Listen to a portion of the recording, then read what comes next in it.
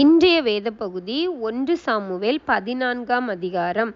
ஒரு நாள் சவுலின் குமாரனாகிய யோனத்தான் தன் ஆயுததாரியாகிய வாலிபனை நோக்கி, நமக்கு எதிராக அந்த பக்கத்தில் இருக்கிற பெலிஸ்தரின் தானியத்திற்கு போவோம் வா என்று சொன்னான்.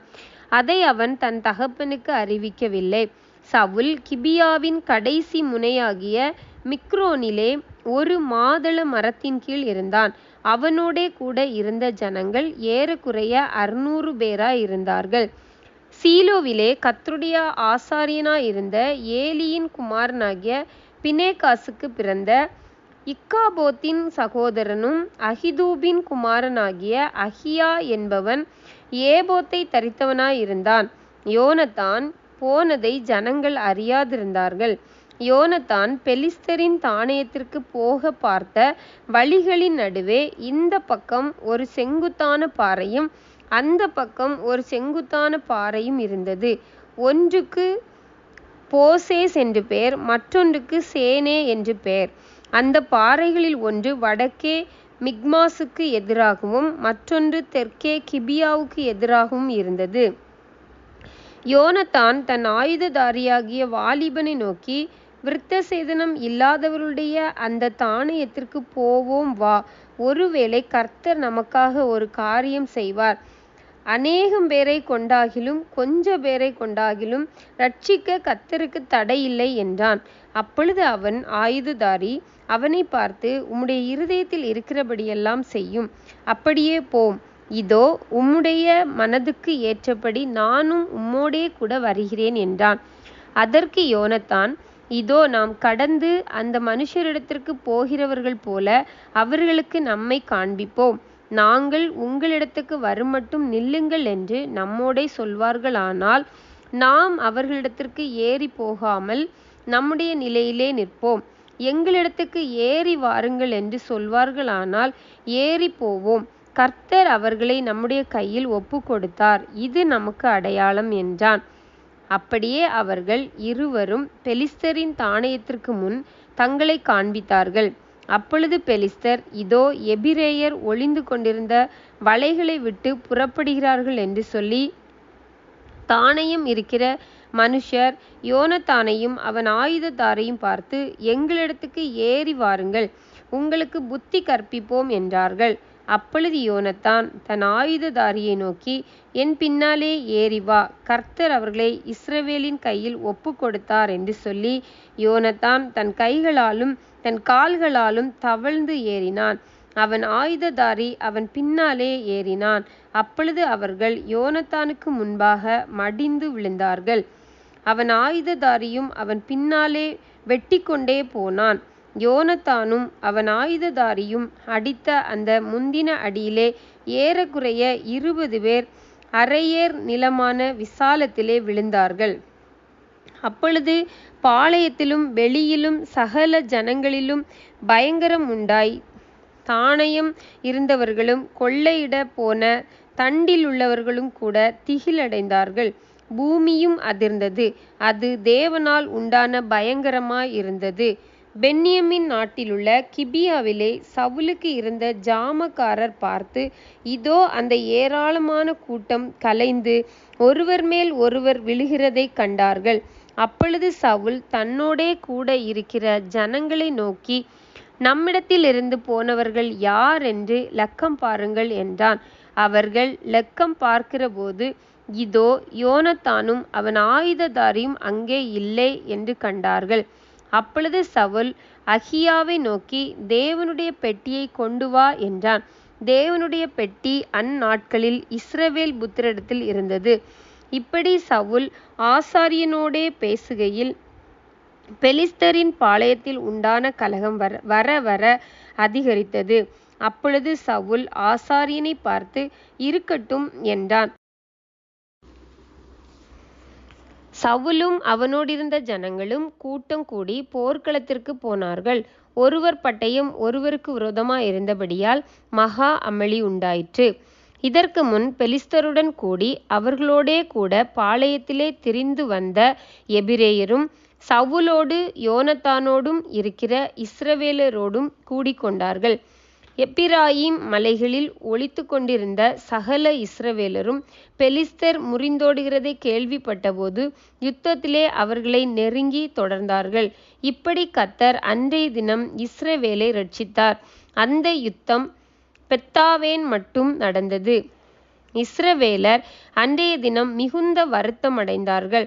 நான் என் சத்துருக்கள் கையிலே பழிவாங்க வேண்டும், சாயங்காலம் மட்டும் பொறுக்காமல் எவன் போஜனம் செய்கிறானோ அவன் சபிக்கப்பட்டவன் என்று சவுல் ஜனங்களுக்கு ஆணையிட்டு சொல்லியிருந்தபடியால் ஜனங்களில் ஒருவரும் எவ்வளவேனும் போஜனம் பண்ணாதிருந்தார்கள். தேசத்து ஜனங்கள் எல்லாரும் ஒரு காட்டிலே வந்தார்கள். அங்கே வெளியிலே தேன் கூடு கட்டியிருந்தது. ஜனங்கள் காட்டிலே வந்தபோது இதோ தேன் ஒழுகிக் கொண்டிருந்தது. ஆனாலும் ஒருவனும் அதை தன் கையினாலே தொட்டு தன் வாயில் வைக்கவில்லை. ஜனங்கள் அந்த ஆணையின் நிமித்தம் பயப்பட்டார்கள். யோனத்தான் தன் தகப்பன் ஜனங்களுக்கு ஆணையிட்டதை கேள்விப்படவில்லை. அவன் தன் கையிலிருந்த கோலை நீட்டி அதன் நுனியினாலே தேன்கூட்டை குத்தி அதை எடுத்து தன் வாயிலே போட்டுக்கொண்டான். அதனால் அவன் கண்கள் தெளிந்தது. அப்பொழுது ஜனங்களில் ஒருவன், இன்றைக்கு போஜனம் சாப்பிடுகிறவன் சபிக்கப்பட்டவன் என்று உம்முடைய தகப்பனார் ஜனங்களுக்கு உறுதியாய் ஆணையிட்டிருக்கிறார். ஆகையினால் ஜனங்கள் விடாய்த்திருக்கிறார்கள் என்றான். அப்பொழுது யோனத்தான், என் தகப்பன் தேசத்தின் ஜனங்களை கலகப்படுத்தினார். நான் இந்த தேனிலே கொஞ்சம் ருசி பார்த்ததினாலே என் கண்கள் தெளிந்ததை பாருங்கள். இன்றைய தினம் ஜனங்கள் தங்களுக்கு அகப்பட்ட தங்கள் சத்துருக்களின் கொள்ளையிலே ஏதாகிலும் புசித்திருந்தால் எத்தனை நலமாயிருக்கும். பெலிஸ்தருக்குள் உண்டான சங்காரம் மிகவும் அதிகமாயிருக்குமே என்றான். அவர்கள் அன்றைய தினம் மிக்மாசிலிருந்து ஆயலோன் மட்டும் பெலிஸ்தரை முறியடித்த போது ஜனங்கள் மிகவும் விடாய்த்திருந்தார்கள். அப்பொழுது ஜனங்கள் கொள்ளையின் மேல் பாய்ந்து ஆடுகளையும் மாடுகளையும் கன்று குட்டிகளையும் பிடித்து தரையிலே போட்டு அடித்து இரத்தத்தோடும் புசித்தார்கள். அப்பொழுது இதோ இரத்தத்தோடு இருக்கிறதை புசிக்கிறதினால் ஜனங்கள் கர்த்தருக்கு இயலாத பாவம் செய்கிறார்கள் என்று சவுலுக்கு அறிவித்தார்கள். அவன், நீங்கள் துரோகம் பண்ணினீர்கள். இப்போதே ஒரு பெரிய கல்லை என்னிடத்தில் உருட்டி கொண்டு வாருங்கள். நீங்கள் ஜனத்திற்குள்ளே போய் இரத்தத்தோடு இருக்கிறதை சாப்பிடுகிறதினாலே கர்த்தருக்கு இயலாத பாவம் செய்யாதபடிக்கு அவரவர் தங்கள் மாட்டையும் அவரவர் தங்கள் ஆட்டையும் என்னிடத்தில் கொண்டு வந்து இங்கே அடித்த பின்பு சாப்பிட வேண்டும் என்று அவர்களுக்கு சொல்லுங்கள் என்று கட்டளையிட்டான். ஆகையால் ஜனங்கள் எல்லோரும் அவரவர் தங்கள் மாடுகளை அன்று ராத்திரி தாங்களே கொண்டு வந்து அங்கே அடித்தார்கள். பின்பு சவுல் கர்த்தருக்கு ஒரு பலிபீடத்தை கட்டினான். அது அவன் கர்த்தருக்கு கட்டின முதலாவது பலிபீடம். அதற்கு பின்பு சவுல், நாம் இந்த ராத்திரியிலே பெலிஸ்தரை தொடர்ந்து போய் விடியற்கால வெளிச்சமாகும் மட்டும் அவர்களை கொள்ளையிட்டு அவர்களில் ஒருவரையும் மீதியாக வைக்காதிருப்போமாக என்றான். அதற்கு அவர்கள், உம்முடைய கண்களுக்கு நலமானபடியெல்லாம் செய்யும் என்றார்கள். ஆசாரியனோ, நாம் இங்கே தேவ சந்நிதியில் சேரக்கடவோம் என்றான். அப்படியே பெலிஸ்தரை தொடர்ந்து போகலாமா, அவர்களை இஸ்ரவேலின் கையில் ஒப்பு கொடுப்பீரா என்று சவுல் தேவனிடத்தில் விசாரித்தான்.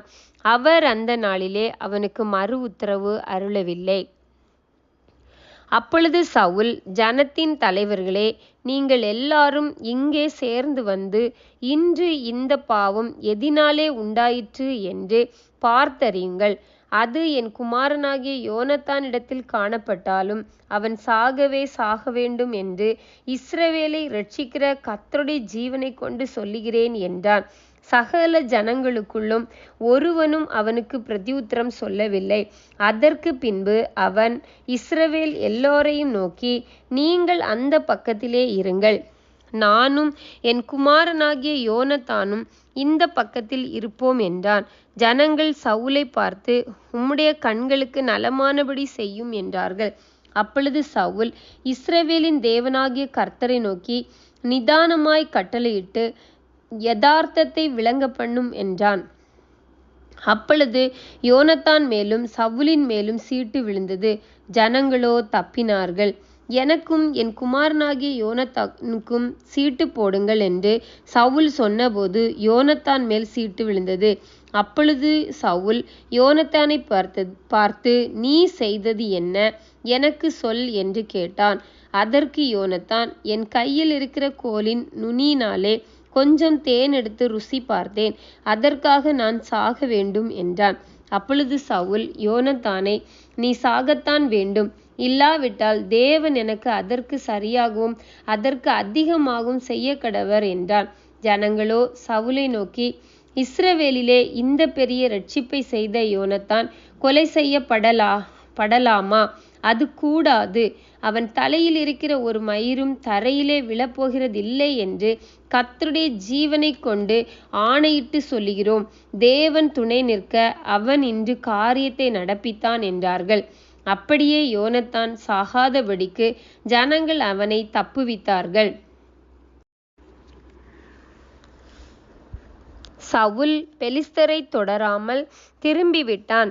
பெலிஸ்தரும் தங்கள் ஸ்தலத்திற்கு போய்விட்டார்கள். இப்படி சவுல் இஸ்ரவேலை ஆளுகிற ராஜ்யபாரத்தை பெற்றுக்கொண்டு சுற்றிலும் இருக்கிற தன்னுடைய எல்லா சத்துருக்களுமாகிய மோவாபியரும் அம்மோன் புத்திரருக்கும் ஏதோமியருக்கும் சோபாவின் ராஜாக்களுக்கும் பெலிஸ்தருக்கும் விரோதமாக யுத்தம் பண்ணி எவர்கள் மேல் படையெடுத்தானோ அவர்களையெல்லாம் அடக்கினான். அவன் பலத்து அமலேக்கியரை முறியடித்து இஸ்ரவேலரை கொள்ளையிடுகிற யாவர் கைக்கும் அவர்களை நீங்கலாக்கி இரட்சித்தான். சவுலுக்கு இருந்த குமாரர் யோனத்தான், இஸ்வி, மல்கிசுவா என்பவர்கள். அவனுடைய 2 குமாரத்திகளில் மூத்தவள் பேர் மேராப், இளையவள் பேர் மீகாள். சவுலுடைய மனைவியின் பேர் அகினோவாம், அவள் அகிமாசின் குமாரத்தி. அவனுடைய சேனாதிபதியின் பேர் அப்னேர், அவன் சவுலுடைய சிறிய தகப்பனாகிய நேரின் குமாரன். கீஸ் சவுலின் தகப்பன். அப்னேரின் தகப்பனாகிய நேர் ஆபியேலின் குமாரன். சவுல் இருந்த நாளெல்லாம் பெலிஸ்தரின் மேல் கடினமான யுத்தம் நடந்தது. சவுல் ஒரு பராக்கிரமசாலியாகிலும் ஒரு பலசாலியாகிலும் காணும்போது அவர்கள் எல்லாரையும் தன்னிடமாக சேர்த்து கொள்ளுவான். ஆமென்.